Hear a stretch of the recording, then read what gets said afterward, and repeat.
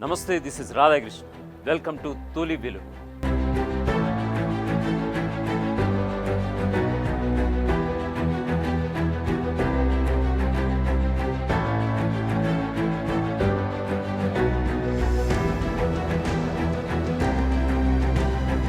Switchable drones వేటాడిందా Khel ఖతం.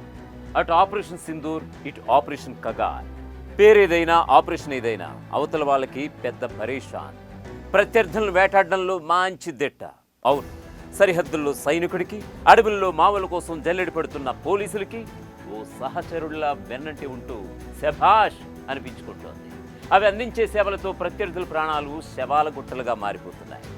Unnamed area vehicle, దాని పేరే స్విచబుల్ డ్రోన్స్. దీనిపైన ఇవాల్టి తొలి వెలుగు స్పెషల్ ఫోకస్.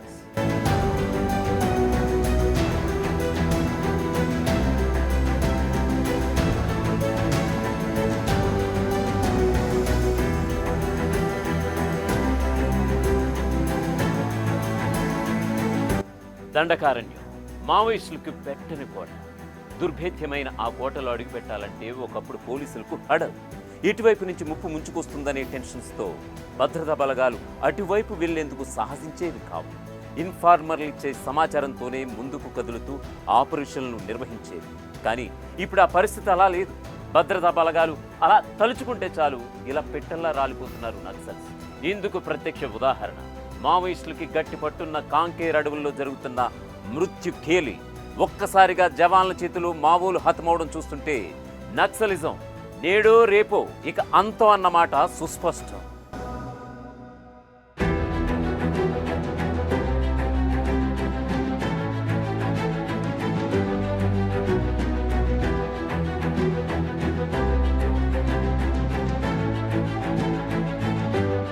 ఒకప్పుడు తన కనసైగులతో రాజ్యమేలిన నేలలోనే ఇలా కనుమరుగవుతారని మావోయిస్టులు కూడా అస్సలు ఊహించి ఉండరు. దానికి కారణం వారి నీడను సైతం వెంటాడే టెక్నాలజీని సరిగా అంచనా వేయలేకపోవడమే. టెక్నాలజీని సమర్థవంతంగా వాడుకుంటూ మావోలకు ముచ్చెమటలు పట్టిస్తోంది పోలీస్ యంత్రాంగం. అనేక ఆపరేషన్లను సమర్థవంతంగా చేపడుతూ అన్నల ఆట కట్టిస్తూ వారిపై క్రమక్రమంగా పట్టు బిగిస్తోంది. జవాన్ల కంటే ముందు మావోలను వెంటాడే టెక్నాలజీ. ఆ టెక్నాలజీ పేరే డ్రోన్. ఇప్పుడు మావోయిస్టులకు యమపాశంలా తయారయ్యాయి డ్రోన్లు.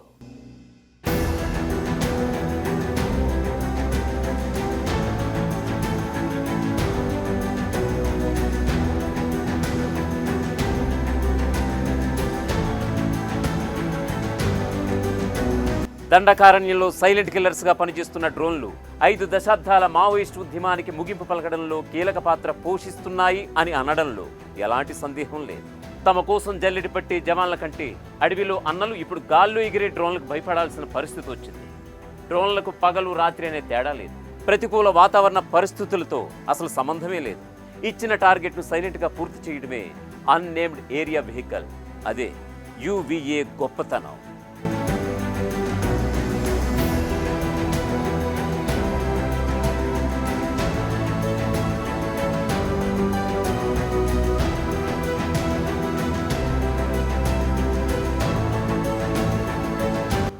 మొన్నటి వరకు దేశ సరిహద్దు భద్రతలో సైన్యానికి స్నేహితుల్లా పనిచేస్తూ వచ్చిన ఈ డ్రోన్స్ ఇప్పుడు మావోయిస్టుల ఏరివేతలో కీలకంగా మారిపోవడంతో అన్నలు అయోమయంలో పడిపోయారు. ఒక్కసారిగా వారి పరిస్థితులు తల్లకిందులైపోయాయి. అంతవరకు తమను టచ్ చేయలేరని మావోయిస్టులు గొప్పగా చెప్పుకున్న ప్రాంతమైన దండకారణ్యంలోనే నిలువ నీడలేని పరిస్థితి ఎదురైపోయింది. 2026 మార్చిలోగా నక్సలిజాన్ని అంతమొందిస్తామని ధీమాగా చెప్పిన కేంద్రం భద్రతా బలగాలకు సుమారు 30 డ్రోన్లను సమకూర్చిందని సమాచారం. ఈ డ్రోన్లన్నీ కూడా ఆపరేషన్ కగార్లు తమ వంతు పాత్ర పోషిస్తూ శభాష్ అనిపించుకుంటున్నాయి. వెంటాడే డ్రోన్లతో మావోయిస్టులు బిక్కుబిక్కుమంటూ బతుకుతున్నారని తెలుస్తోంది. ఓవరాల్గా మావోయిస్టుల ఏరివేత కార్యక్రమంలో యుద్ధరీతి పూర్తిగా మారిపోయిందని చెప్పాలి.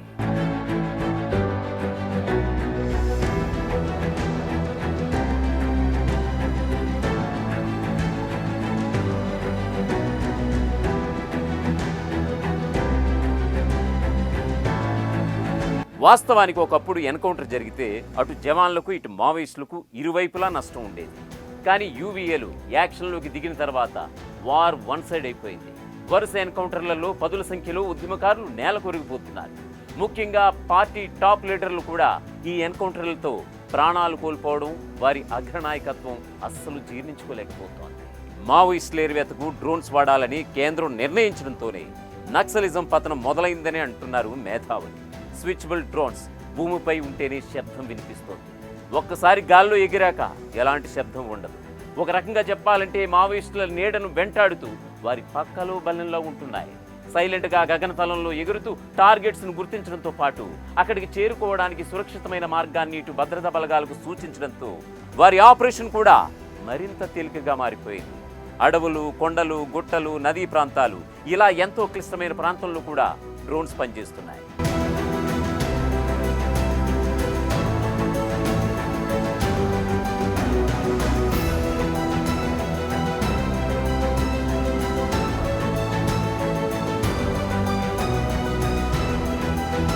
ఏరియల్ సర్వేలెన్స్ ద్వారా కూంబింగ్ ఆపరేషన్ బాగా తేలికైపోయింది. ఇన్ఫార్మర్ల వ్యవస్థతో పని లేకుండా పోయింది. ఆకాశంలో ఉదయం రాత్రి అన్న తేడా లేకుండా డ్రోన్స్ పనిచేస్తున్నాయి. టార్గెట్స్ను గుర్తిస్తున్నాయి. ఆకాశంలో ఎగురుతూ మావోయిస్టుల కదలికలను ఎప్పటికప్పుడు చేరవేస్తుండడం వల్ల వారి ఉనికి కనిపెట్టడంలో పోలీసులు పెద్దగా శ్రమ పడాల్సిన అవసరం లేకుండా పోయింది. 2022 నుంచి మావోయిస్టుల ఏరివేతలో డ్యూటీలో ఉన్న భద్రతా బలగాలకు ఈ డ్రోన్లు చెప్పుకోదగ్గ విజయాలను అందించాయి. డ్రోన్ ఒకసారి టేకాఫ్ అయిందంటే చాలు, ఏకధాటిగా 2.5 గంటల పాటు గాల్లో ఎగురుతూ ఫోటోలు, వీడియోలు చిత్రీకరించి లైవ్ లొకేషన్ షేర్ చేయడం స్విచబుల్ డ్రోన్స్ ప్రత్యేకత. గగనతలంలో ఎలాంటి శబ్దం చేయకుండా ఎగిరే డ్రోన్స్ను మావోయిస్టులు గుర్తించడంలో ఫెయిల్ అయిపోతున్నారు. అంతేకాకుండా ఆధునిక టెక్నాలజీ గల డ్రోన్స్ వినియోగంతో సరిహద్దుల్లో ఉగ్రవాదుల నుంచి దేశాన్ని పట్టి పీడిస్తున్న నక్సలిజాన్ని తుదముట్టించడంలో మంచి సత్ఫలితాలు వస్తున్నాయి. 25 రెట్ల సామర్థ్యంతో జూమ్ కెమెరాతో ఫోటోలు, వీడియోలు తీయడం స్విచబుల్ డ్రోన్స్ ప్రత్యేకత.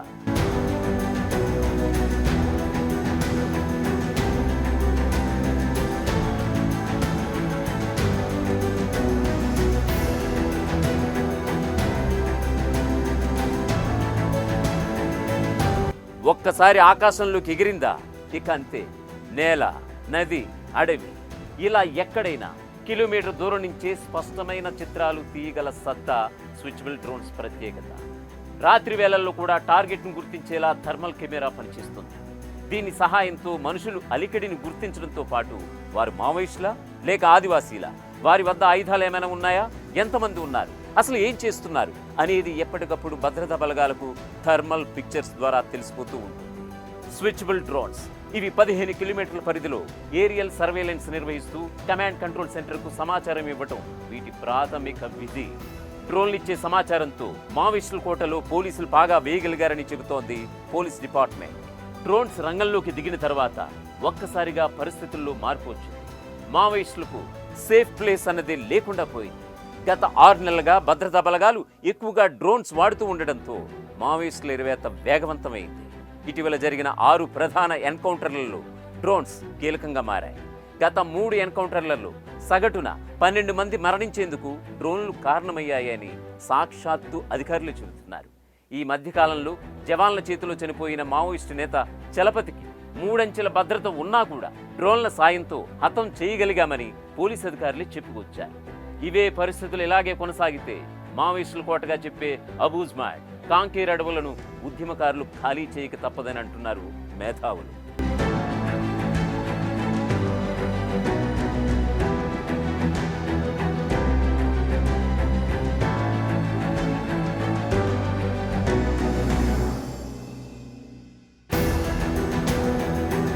ఒక స్విచబుల్ డ్రోన్ ఒక సైనికుడితో సమానం. తనకిచ్చిన టార్గెట్ను 100కి 100 పాళ్ళు కంప్లీట్ చేసి దేశ సేవలు తన వంతు పాత్ర పోషిస్తోంది. మరొక వైపు మావోయిస్టు అగ్రనాయకత్వం పైన మాజీలు పెదవి విరుస్తున్నారు. గతంలో తాము ఉద్యమ బాట పట్టేటప్పుడు ఎంతో మంది ఇంజనీర్లు, సైంటిస్టులు కూడా ఉండేవారని, వారు క్రియేట్ చేసే టెక్నికల్ సామగ్రితో తమ ఉనికికి ఎలాంటి డోకా ఉండేది కాదన్నది వారి అభిప్రాయంగా తెలుస్తోంది. అయితే నేటి నక్సలిజంలో తుపాకీ పట్టి చంపేవారే తప్ప విద్యావేత్తలు, మేధావులు, సైంటిస్టులు లేని వార్ గ్రూపులుగా తయారైందన్నది మావో సానుభూతి పరుల మాటగా వినిపిస్తోంది.